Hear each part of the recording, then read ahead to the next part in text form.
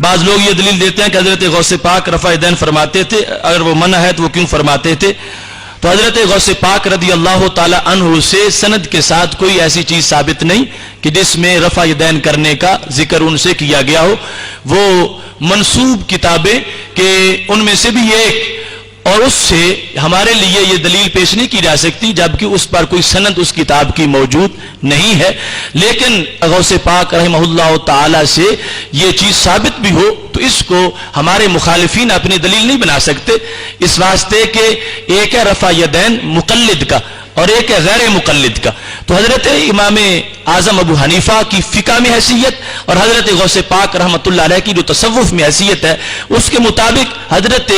غوث پاک رحمۃ اللہ علیہ حنبلی تھے تو فقہ میں امام احمد بن حنبل کے مقلد تھے، اور یہ قانون ہے حدیث شریف میں اذا حکم الحاکم فاجتہد واصاب فلہ اجران، کہ مجتہد اگر اجتہاد میں صحیح فیصلہ کرے تو 2 نیکیاں ملتی ہیں، اور غلطی بھی ہو جائے تو 1 نیکی ملتی ہے، اور اس مجتہد کے مقلد کو بھی اگرچہ وہ عمل صحیح نہیں ہوگا پھر بھی نیکی مل جائے گی۔ تو حضرت غوث پاک جو ہیں ان کا رفع یدین بحیثیت مقلد کے ہے، تو اس کے لحاظ سے کوئی اختلاف ہی نہیں ہے، کیونکہ جس طرح دیگر کئی فروعی مسائل میں اختلاف موجود ہے اور اس پر کوئی حق باطل مسلک کا مدار نہیں ہے، ایسے ہی یہ بھی صورتحال ہے، اور یہ لوگ نہ تو مقلد ہیں اور نہ ہی مجتہد ہیں، لہذا ان کا رفع یدین اس زمرے میں آ رہا ہے کہ جس کو شرعی طور پر غلطی قرار دیا جا سکتا ہے۔ مقلد جو ہے جس وقت وہ امام کی تقلید میں رفع یدین کر رہا ہے تو اس کو رفع یدین کرنے کے باوجود بھی 1 نیکی مل جائے گی، اور بالخصوص ماننا کسی کو اور حیثیت رکھتا ہے اور اس کے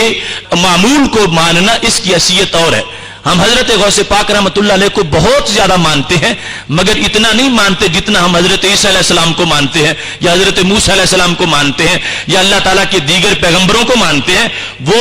بنیادی ایمان کا حصہ ہے، لیکن اس کے باوجود اگر کوئی آج ہمیں کہنا شروع کر دے کہ تم اچھا عیسیٰ علیہ السلام کو مانتے تو ہو مگر ان کی شریعت کا یہ حکم ہے وہ تم نہیں مانتے، ان کا حضرت موسیٰ علیہ السلام کا یہ حکم ہے وہ تم نہیں مانتے، تو ہم کہیں گے ماننا اور انداز کا ہے اور عمل کے لحاظ سے نصاب اور ہے، اور یہ رسول اکرم صلی اللہ علیہ وسلم نے باقاعدہ تقسیم کر دی تھی۔ حضرت عمر رضی اللہ تعالی عنہ نے شعبہ جات جب تقسیم کر دیے فرمایا اگر کسی نے قرات کا مسئلہ پوچھنا ہو تو حضرت ابی بن کعب سے پوچھا کرو، اور اگر فقاہت پوچھنی ہو تو حضرت معاذ بن جبل سے، اور اگر فیصلہ کروانا ہو تو حضرت علی المرتضی رضی اللہ تعالی عنہ سے۔ تو کیا حضرت علی رضی اللہ تعالی عنہ کو قرآن پڑھنا نہیں آتا تھا